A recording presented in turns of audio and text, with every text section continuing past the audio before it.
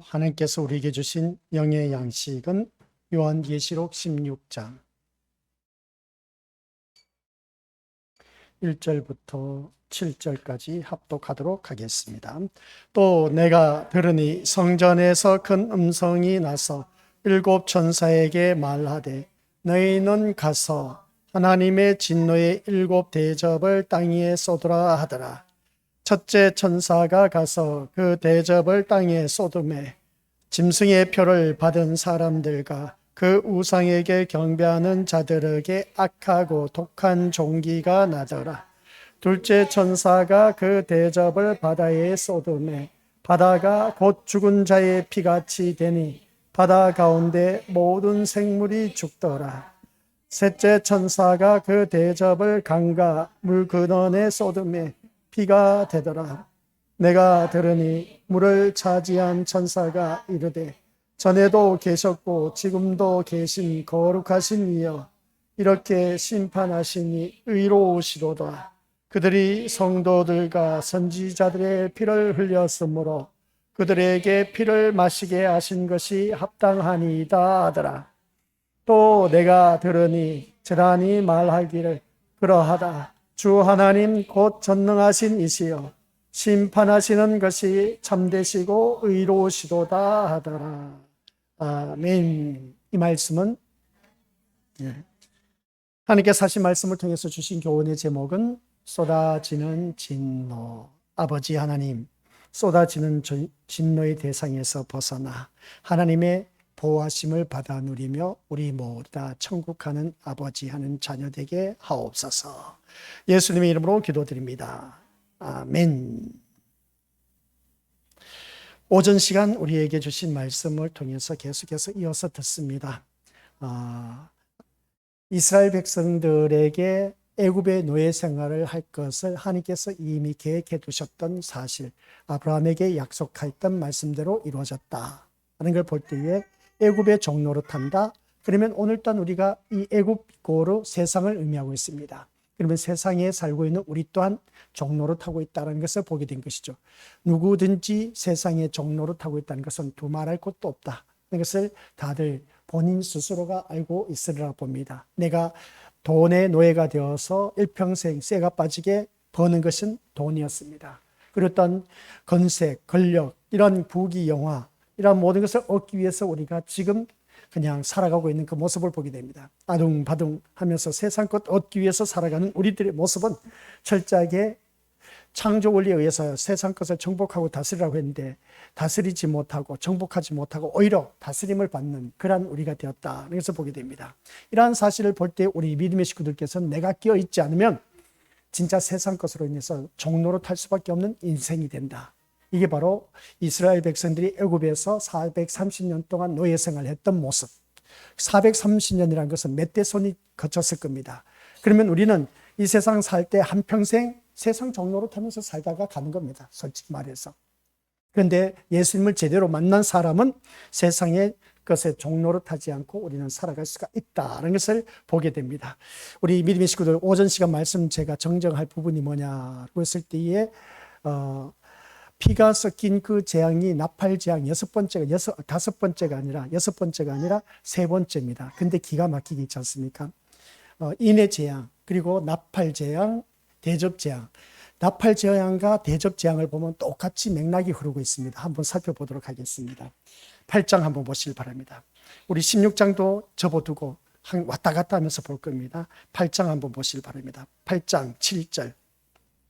나팔 재앙 첫 번째, 나팔이 부러졌습니다. 8장 7절.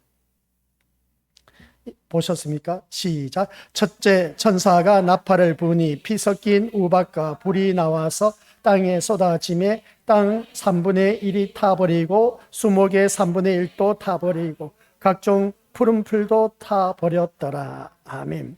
첫째 나팔 부니까 피 섞인 우박 불이 나와서 땅에 쏟아졌다. 땅의 3분의 1이 다 타 죽었다. 우리 다시금 이제 우리 믿음 식구들 또 접지 마시고 8장 또 볼 겁니다. 16장.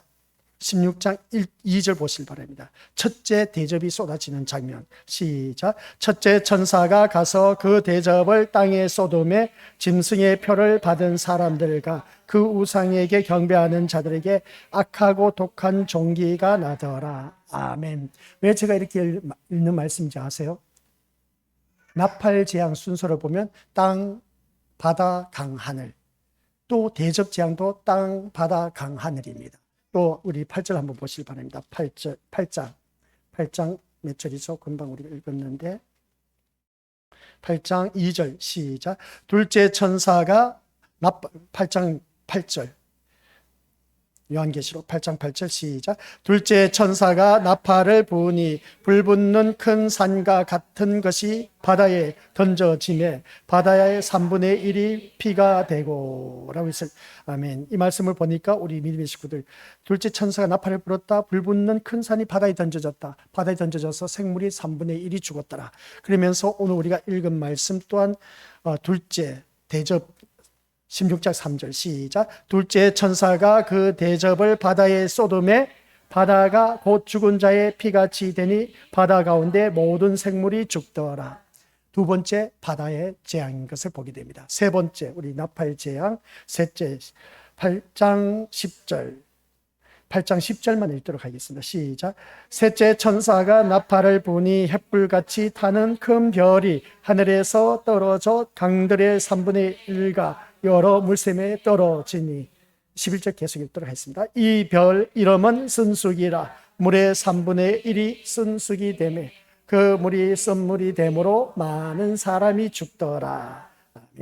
이 말씀이 이제 땅, 바다, 강이면 우리 믿음의 속들 셋째 천사가 4절 보면 16장 4절 시작. 셋째 천사가 그 대접을 강과 물 그늘에 쏟음에 피가 되더라.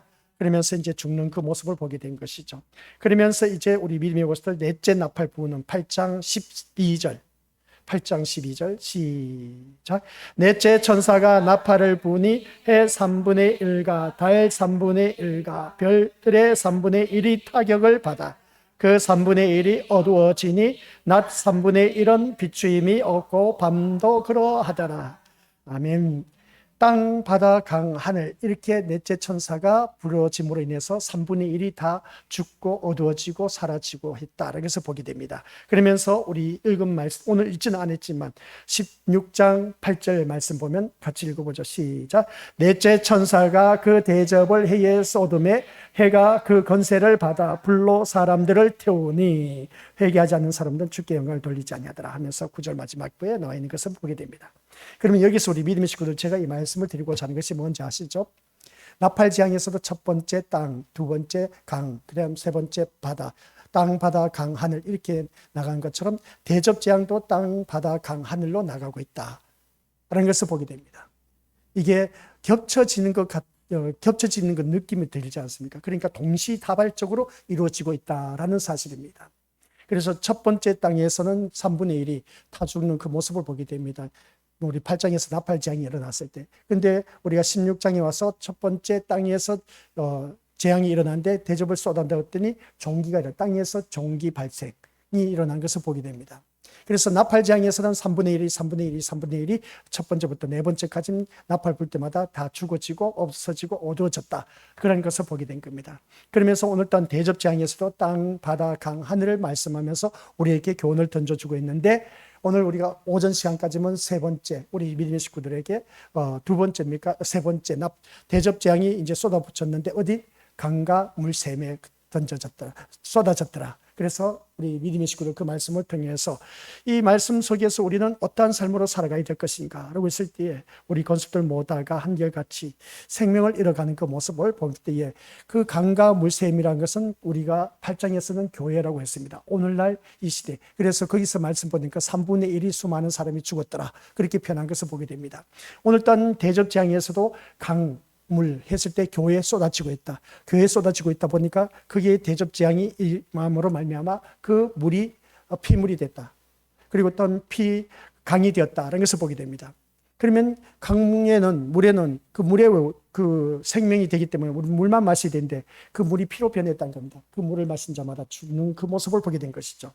이런 그 모습 속에서 우리는 지금 살아있다는 겁니다. 살아있다는 증거는 앞에서 우리가 나팔지향일 때는 피바다가 되고 그 물샘의 그 모든 것이 3분의 1이 죽었다고 하는 것을 보게 되고, 그래서 우리가 또한 여섯째 나팔 유브라 대강에 결박된 그 천사가 풀어짐으로 인해서 또한 우리 믿음의 식구들 모다가 사람 죽인 그 모습을 보게 됩니다. 3분의 1을.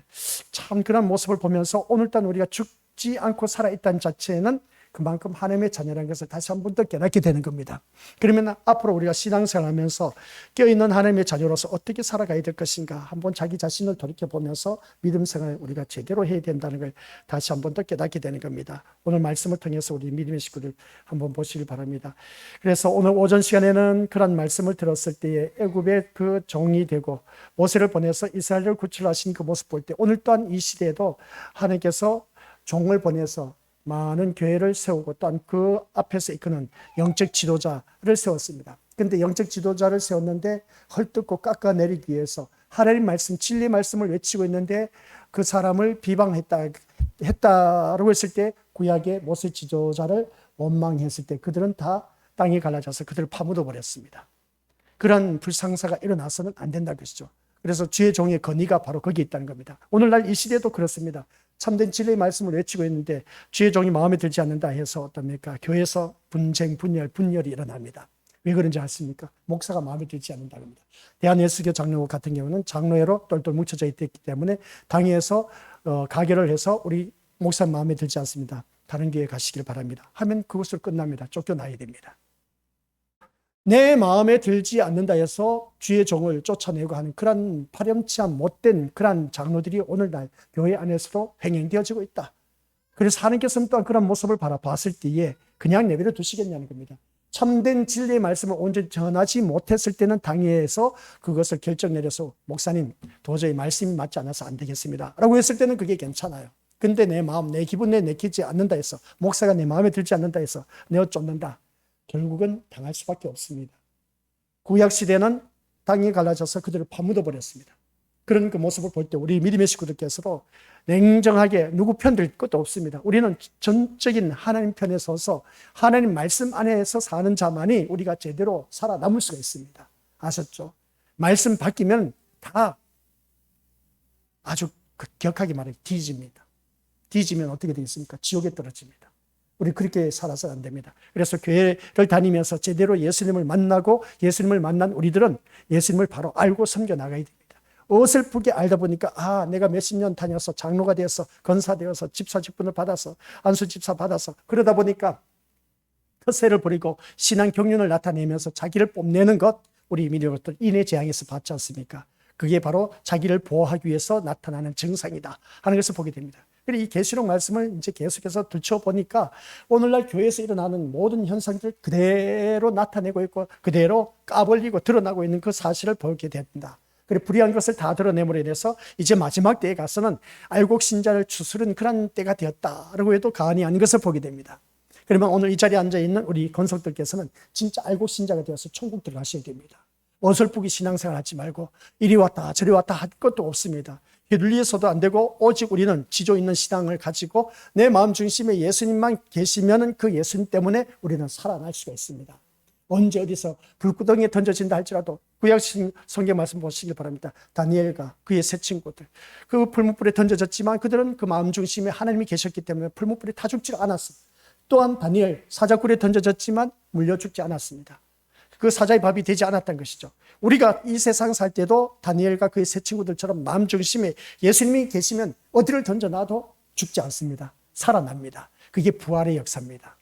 부활의 기쁨입니다. 이 부활의 기쁨이 빌립보서에서 우리가 말씀을 들었는데, 이 기쁨이 사라지면 우리 믿음의 식구들 기억하시길 바랍니다. 낙심하게 되어 있습니다. 남들과 비교하게 되어 있습니다. 또 원망하게 되어 있습니다. 또 모든 사람을 공격하면서 정죄하고 있습니다.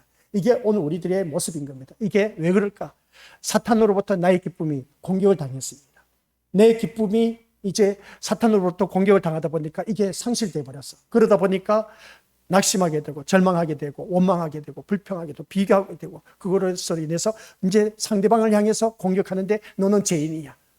너는 죄인이라 하기 전에 나도 죄인이라는 겁니다. 우리는 예수 그리스도로 말미암아 깨끗하게 죄 씻음 받은 하나님의 자녀, 이롭게 된 하나님의 자녀입니다. 그러면서 살다 보니까 윤리도덕적으로 깨끗하다 할지라도 이 사람 윤리도덕적으로 깨끗하지 못해. 그래서 우리가 지탄의 대상이 된다 한 그 모습을 바라봤을 때 누구든지 손가락질 할 수가 있습니다. 근데 가늠하다 잡혀온 그 예수님 앞에 여인을 바라봤을 때 너희들 중에 죄가 없으면 돌을 던져봐라 했을 때 아무도 돌을 던지지 못했다는 겁니다. 잘난 인간은 없습니다. 예수님 앞에 우리 모두 다가 죄인이라는 것이죠. 죄 없는 사람 어디 있겠습니까?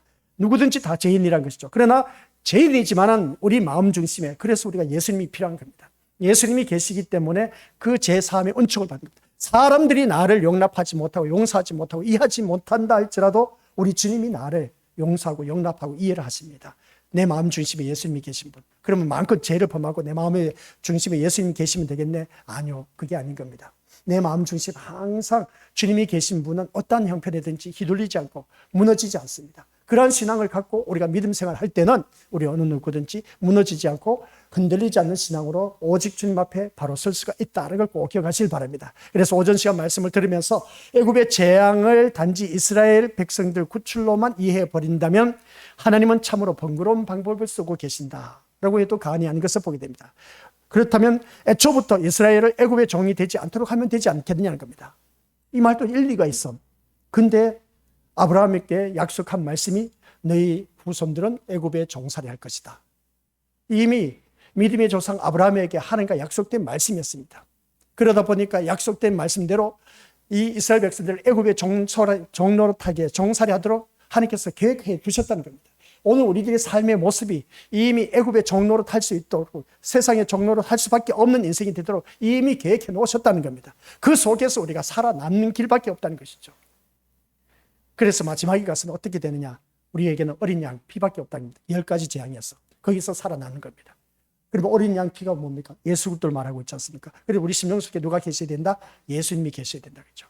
그 피 제사함의 은총을 받은 우리들은 구원받아서 우리 하나님 나라에 갈 수가 있다. 그래서 이스라엘 백성들은 피 재앙에서 벗어나서 가나안 땅에 들어간 것처럼, 그러면 오늘날 우리가 가나안 땅이라는 것은 천국을 말하고 있습니다. 그러면 천국에 들어가려면 어린 양 피로 인해서 우리가 들어갈 수가 있다라는 그런 말씀이죠. 그래서 이 말씀을 들으면서 한번 우리가 묵상해 보자는 겁니다. 하나님께서 왜 이스라엘 백성들을 고생시켜서 모세 지도자를 세워갖고 이끌어내서 그들을 가나안 땅에 들어가게 하시느냐는 겁니다. 그냥 냅다 아이고 고생했다 하면서 그냥 그 종로로 타는 거 430년도 아니고 1년도 아니고 한 달만 고생시켜서 냅다 그냥 가나안 땅에 들어가게 해주시면 될 하나님인데, 세상에 하나님께서는 이스라엘 백성들을 애굽의 종로로 탄데 430년이래. 430년. 우리는 일제치하에서 우리가 해방받았지 않습니까? 그런데 이스라엘 백성들 430년 동안 애굽의 종사를 했다는 겁니다. 아니 하나님께서 그럼 하나님 백성을 왜 그렇게 고생시키냐는 겁니다. 우리 같았으면 그냥 내 자녀 고생시킬 부모가 어디 있겠느냐는 겁니다. 내가 돈 있으면, 부모가 돈 있으면 내 자녀 호의호식하면서 잘 살도록 같으니까 다 뒷바라지 해주고 모든 재산 다 물려줄 겁니다. 근데 하나님은 그게 아니야. 고생시켜서 가나안 땅에 들어가게 한 겁니다. 가나안 땅에 들어간 데도 있어서 광야 40년 생활하면서 또 어떻게 했습니까? 1세대들이 또 다 죽어버렸어. 참 하나님께서는 잔인합니다. 잔인해요.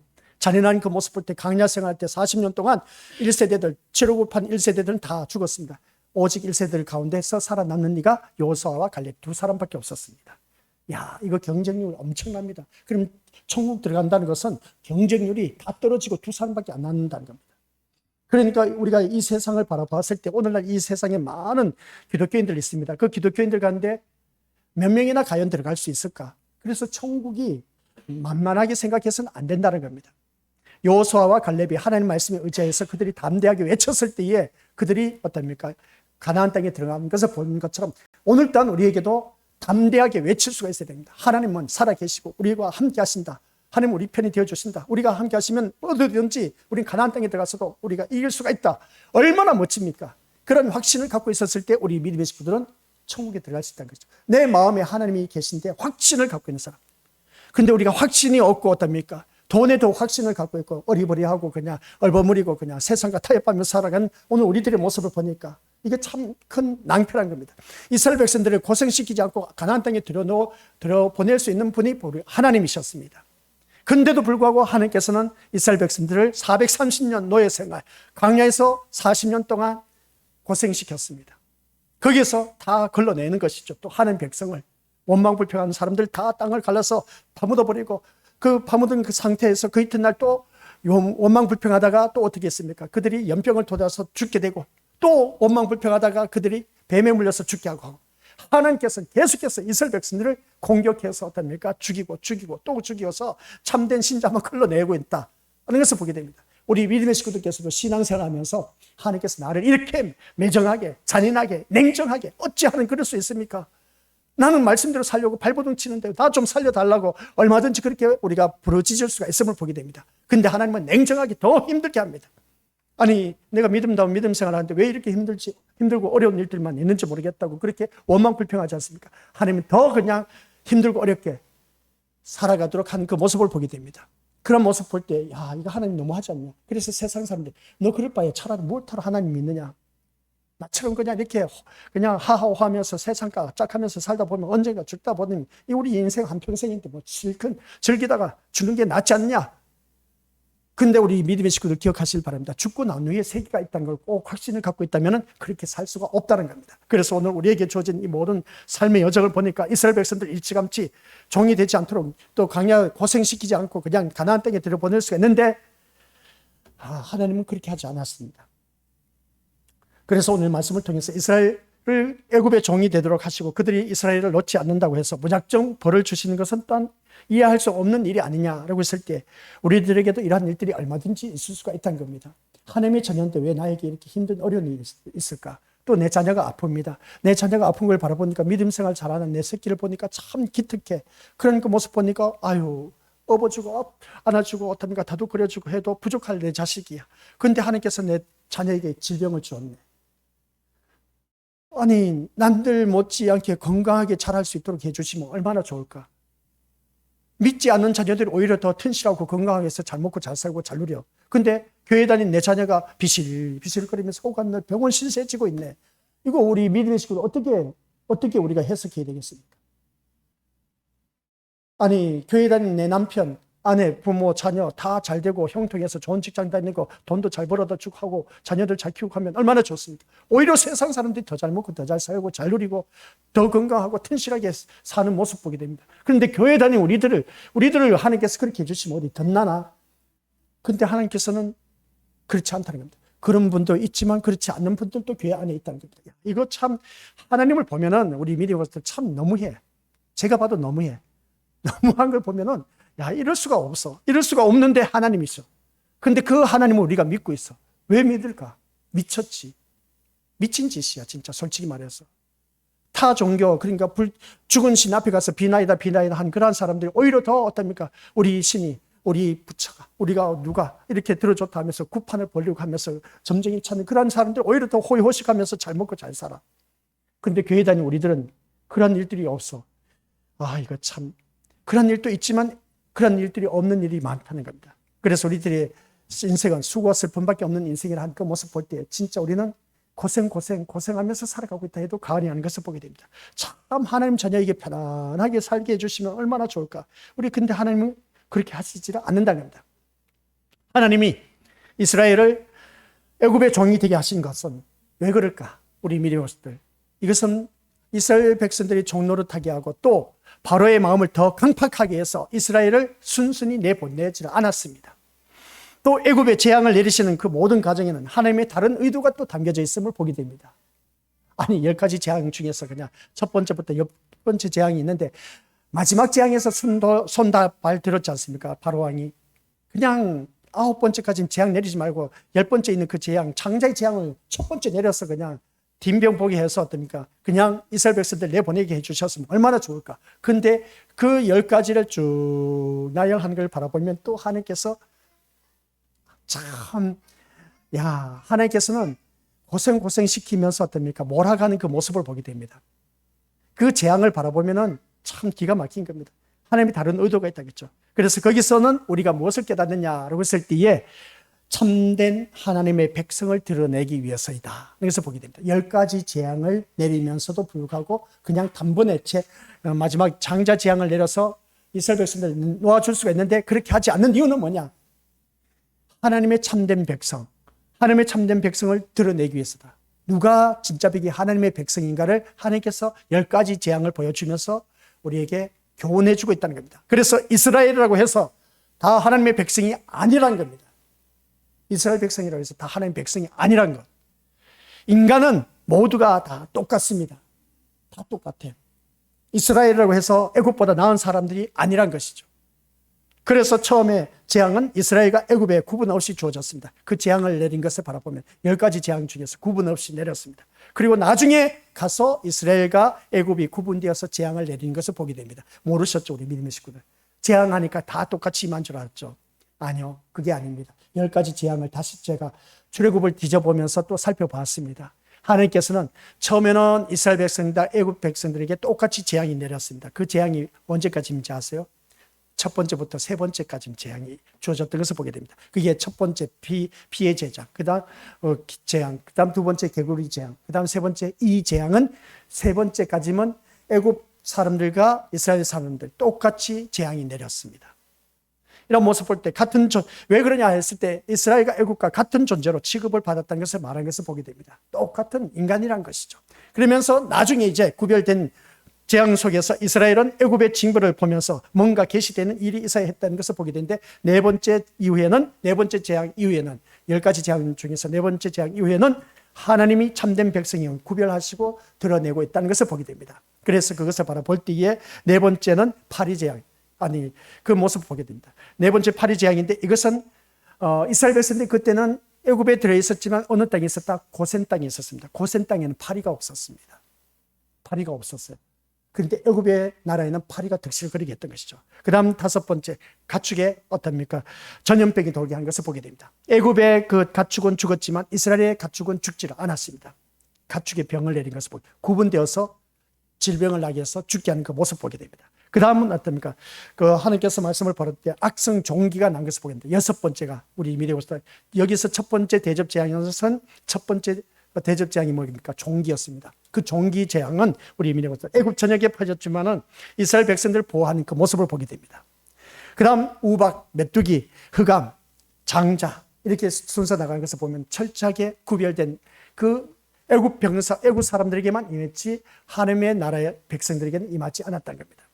누가 하나님의 참된 백성인가를 드러내고 있다는 것을 보게 된 것이죠. 그래서 흑암, 이거 장자의 죽음은 우리 믿음으로서 다들 잘 알고 계신 것처럼 10번째 재앙은 이스라엘에도 똑같이 일어났습니다.